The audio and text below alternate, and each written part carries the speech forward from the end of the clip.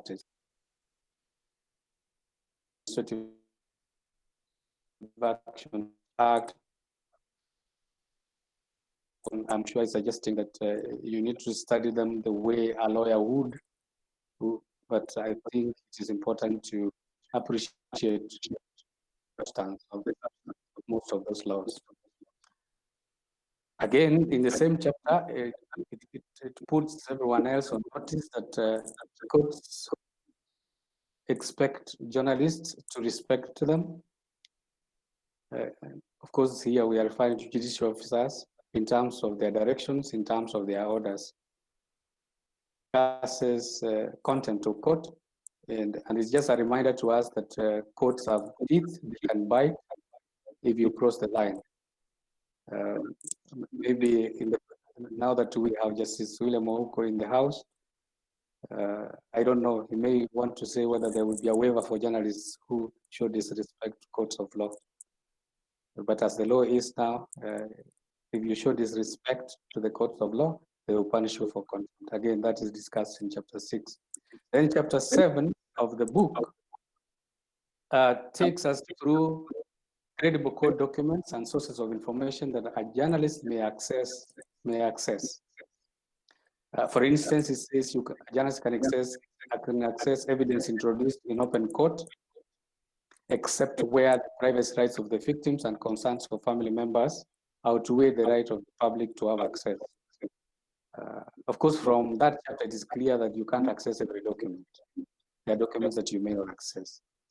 Of course, other documents that can easily be accessed include the court docket, the court lists, documents filed in pretrial proceedings, pre-sentencing and post-sentencing reports, plea agreements, information, indictments, search warrants, supporting affidavits, evidence, and other materials related to sentencing. I think for us, it is important to know which documents we can access within the law and which ones we are prohibited from accessing. And again, at every instance, we must always remind ourselves at what stage is the matter, so that when we make reference to some of those documents, we don't take over the role of the courts in determining the guilt or otherwise of anyone who is before them. And then, of course, there's chapter 8, which is the last chapter of the book. The chapter, I must say, and a very good chapter. Sorry, there's noise in the background. I don't know whether it's coming from me or elsewhere. Okay, sorry about that. Chapter 8, again, very loaded, as I have already said. It is one chapter that if you are getting to the courts for the first time, perhaps you might want to look at. It basically gives you tips on how to pen a court story. It also gives you tips on how to conduct yourself as a reporter when you're covering matters involving children, basically coverage of the children's court. And then, of course, the other aspect that it talks about is if you must criticize the court, how far can you go in criticizing the court? Of course, it tells you that don't cross the line, because again, if you want to scandalize the courts, then of course that will attract reprisal from the courts themselves. And of course, it also talks about protection of sources. Can you protect sources? Can you get information and then promise sources confidentiality and so on? Are there circumstances under which courts of law may ask you to disclose the source of your information? And if the courts of law did that, is that then anchored in the Constitution? How do you balance the requirements of the Media Council Act 2013, the second schedule, which is basically the Code of Conduct for the Practice of Journalism, and the constitutional provisions in terms of access to information? You find that in chapter 8. Then, of course, finally, we have appendices. loaded. The appendices give you examples of the good and the bad in court reporting.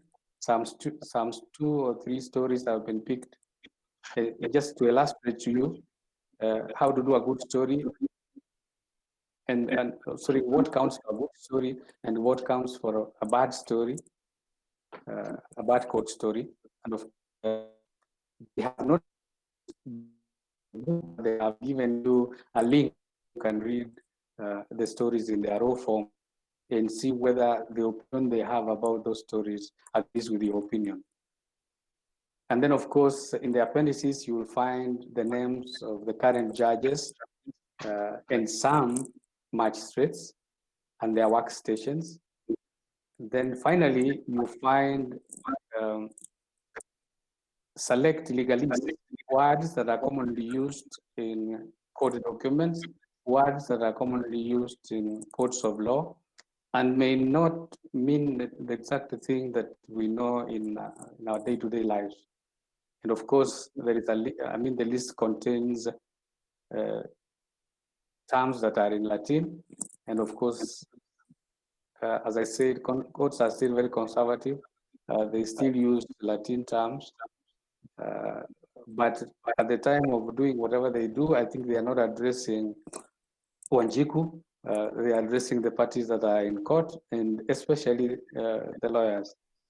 So terms would, Latin terms are in judgments, and therefore, as a journalist, when you are confronted with this, perhaps you don't have so much time to go searching what they mean. Then you have a one-stop here where you can quickly refer and see what probably the Latin term that has been used in the judgment means.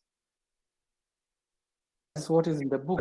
And I must say thank you, and thank you, Kenya Editors Guild, for giving me a chance to edit and make this presentation. Thank you. Over to you, Kwamjeshi. Thank you very much, Dr. Nyamboga. Yeah.